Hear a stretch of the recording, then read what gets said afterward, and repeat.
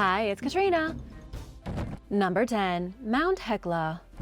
Mount Hekla is a truly enormous stratovolcano in the country of Iceland. It stands 4,891 feet tall and was once believed to be the gateway to hell. This shouldn't be all that surprising considering just how truly horrible an eruption from this volcano can be. Toxic gas, hot ash, fiery lava, and great balls of fire burst from the top. When it erupted in the year 1104, the Vikings living in Iceland thought hell was literally overflowing and the world was ending. A poem from just after the explosion described Mount Hekla as the eternal prison of Judas. Later on, in the 16th century, German writer Caspar Putzer wrote that the entrance to hell was located within the bottomless abyss inside the mouth of Mount Hekla. As you can tell, the mountain was viewed as a very powerful place to the ancient people in Iceland. It was powerful and completely evil. Birds seen flying around the volcano were thought to be the lost souls of bad people or demons. Locals believed witches gathered around the base of the volcano to plot and scheme with the devil. It had a pretty bad reputation. The fact the mountain has erupted about 20 times over the past 1,000 years probably has something to do with it. Few things are as impressive, powerful, and fearsome as an active volcano. Number 9. Temple of the Magic Square. Archaeologists in India have found a very strange inscription left on the pillar of an old temple.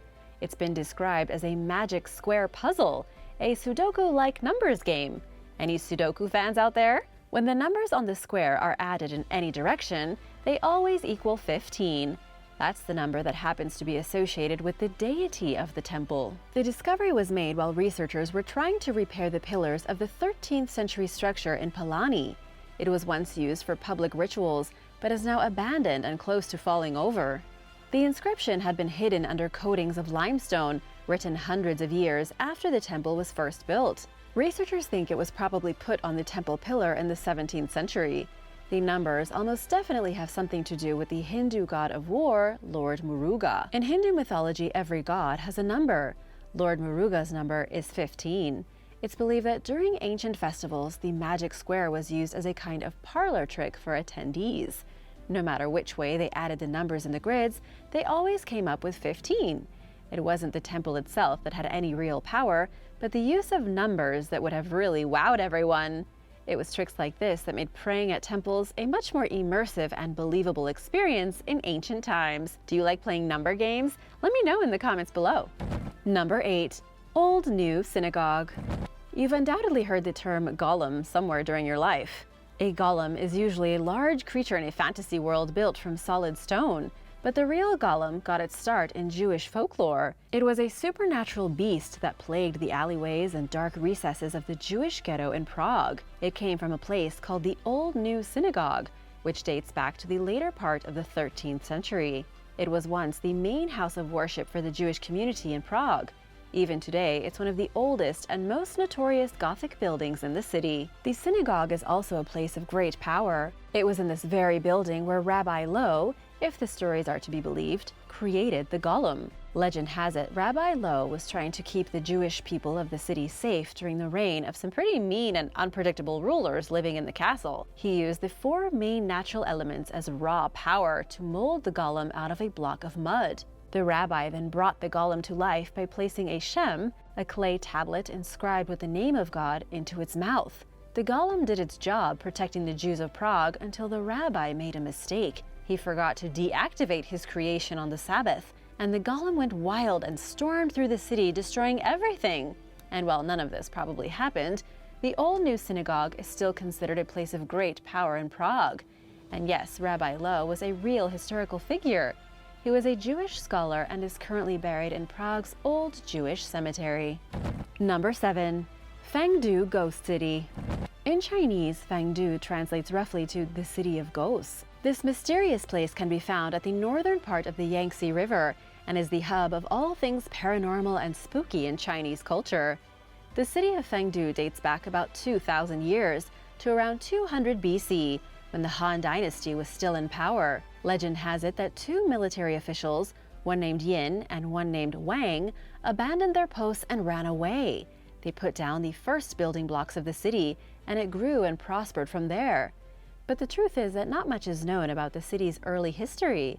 We know that at some point, Fengdu became known across the country as the place where the devil lives. Tianzi, the king of the dead, supposedly lorded over the city as well. These crazy rumors fueled a boom in tombs and crypts being built throughout the city. It became a massive burial ground and is still, to this day, one of the largest mass graveyards in all of China. But there are more than just burials in Fengdu. There are also dozens and dozens of temples, statues of demons and ghost kings, and paintings of people in various states of suffering. All things told, this may be the one place in China that is most connected to the land of the dead. It has 2,000 years of creepy history, with many locals still believing it's filled with ghosts and the spirits of demons. And now for number 6, but first, it's shout-out time! Want to say a big thank you to AJF and Thunder Raider. Thanks so much for watching and hanging out with us. If you are new here, be sure to subscribe for more videos like these.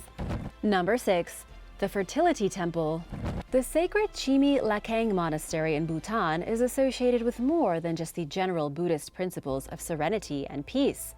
It's also a fertility temple, originally built in the 15th century and blessed by the old Buddhist leader Drukpa Kunli, also known as the Divine Madman. Some even called him the Saint of 5,000 women. He worked tirelessly to spread enlightenment of a more physical nature. Because of him, phallic symbols can be found all throughout Bhutan. They can also be found all throughout this temple. It's home to dozens of stone and wooden phallus decorations. Even the monks have special talismans shaped like the male reproductive organ that they use to bless women who wish to be fertile. After this monastery was built, the use of such symbols became more acceptable in Bhutan. He became legendary, with locals believing he could turn demons into protective spirits by bopping them on their head with a giant wooden phallus, which he called the Thunderbolt of Flaming Wisdom. In modern Bhutan, the use of such symbols is much more frowned upon than it used to be, but the Fertility Temple remains standing as a powerful place. It's visited by people all over the world looking for the blessing of the Divine Madman and his Thunderbolt of Flaming Wisdom. Number 5. Helike, the real Atlantis. The ancient city of Helike was located on the southwest shore of the Gulf of Corinth on the Peloponnese Peninsula. By the time the ancient Greek writer Homer mentioned the settlement in the 4th century BC, it was already ancient. It has probably been around for at least 3,000 years, if not more. For the Greeks, Helike was a place of great religious importance. There was a sanctuary dedicated to Poseidon in the city, which attracted pilgrims from all over the region. Historians believe the Temple of Poseidon was the second most important religious place in all of classical Greece, next only to the Sanctuary of Apollo at Delphi. Alas, the city met its end in 373 BC. That was when an earthquake struck and triggered something known as soil liquefaction. The soil underneath the city was saturated with water. It lost its strength and it turned to liquid. The entire city sank, and the ocean level rose to cover it. There were no survivors, nothing left. Within just an hour, the entire city was literally buried, gone under the waves. After the fact, historians wrote the disaster wasn't caused by a simple act of nature, but rather by an act of vengeance from the god Poseidon. This matches up with the tale of Atlantis and its sinking. There are many people out there who believe Helike was the real inspiration for the lost city of Atlantis. The city was destroyed at around the same time Atlantis was supposed to be destroyed, and a vengeful god was to blame. It actually makes more sense than almost every other Atlantis theory out there. What do you think? Let me know in the comments below. Number 4. City of Rituals. The fortress of Vilar de Arbeca in Spain is an old ruin that dates back to the 8th century BC. It's a small and very ancient town that's become something of a puzzle for archaeologists because of its design. It seems to have been built by a modern military engineer. It has a circular wall over 15 feet wide and was once flanked by 12 massive towers. It had a water cistern, a flood moat over 45 feet wide, and was really quite the impregnable fortress for its time. But here's the strange part about the fortress.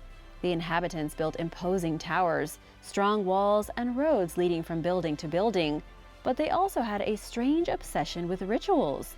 Archaeological excavations have revealed things not found in any other ancient settlements in Spain. For example, they once discovered the burial of a horse fetus underneath the floor of a house. Nobody knows exactly what the people here were doing, but they definitely had some unusual beliefs. This was likely a place of great power during the days of the Iberians, but archaeological evidence has left us with more questions than answers. Number 3. Mount Kailash. Mount Kailash is the most sacred mountain in all the Himalayas. Some call it the Stairway to Heaven, a great peak of ice and snow that stands 22,000 feet above the Tibetan Plateau. For both Hindus and Buddhists, Mount Kailash is considered the physical embodiment of Mount Meru, the center of the universe and the very axis of the world. The mountain is said to be dotted with mysterious monasteries and caves where unknown holy men reside in total seclusion, never seen by people of the outside world. Pilgrims travel to the base of the mountain every year as part of a pilgrimage, but nobody has ever actually been able to climb to the summit. Not a single human being has ever stood on the peak of Mount Kailash, which makes its legend so much more believable to those who have faith in them.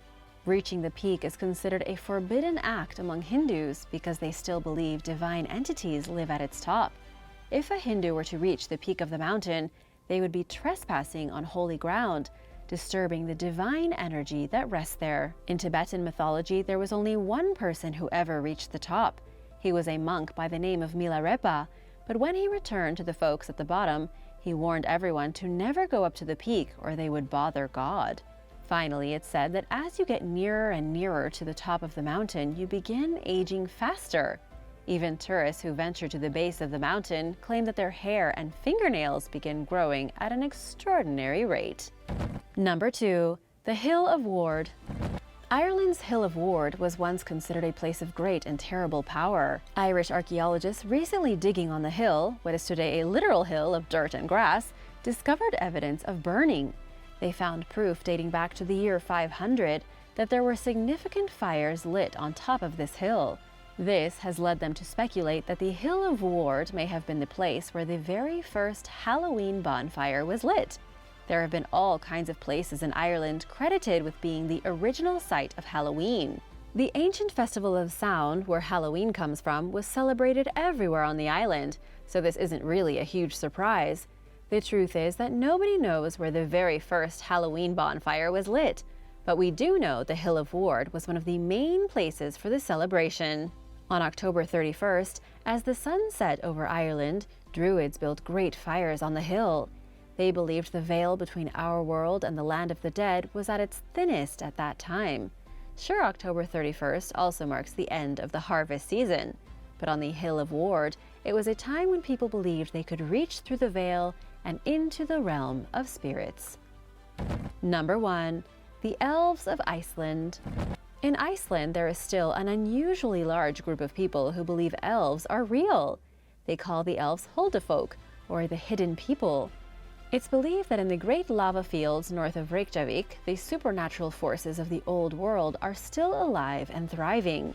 These hidden people, the ancient Icelandic elves, are said to live under giant boulders and pieces of stone that litter the landscape 8,000 years old.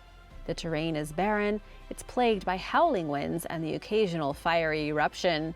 You can probably understand why it was considered a place of amazing power thousands of years ago. And yet, according to The Guardian, about half the local population still believes there is an entire parallel community living out there.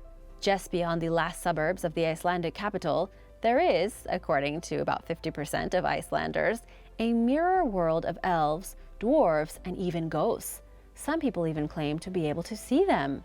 Over the past few years, there has been a lot of problems in Iceland with development. Roads are being built, infrastructure is going up, and the world of the elves is being torn apart. In 2012, Ragnhildur Jonsdottir said the elves contacted him personally to protect their sacred land. He is now the unofficial spokesperson for the elves, trying to keep the construction crews away from the lava field. He even teamed up with a group of environmentalists to campaign against any new development. But the development is still ongoing. Whether or not the elves of ancient times are still living out there in a kind of ethereal dimension, nobody really knows. But in a few years, the landscape might be gone anyway, turned into highways, shopping centers, and hotels for tourists. Thanks for watching. Hope you learned something new today. Remember to subscribe if you haven't already, and I'll see you soon for more videos like these. Bye!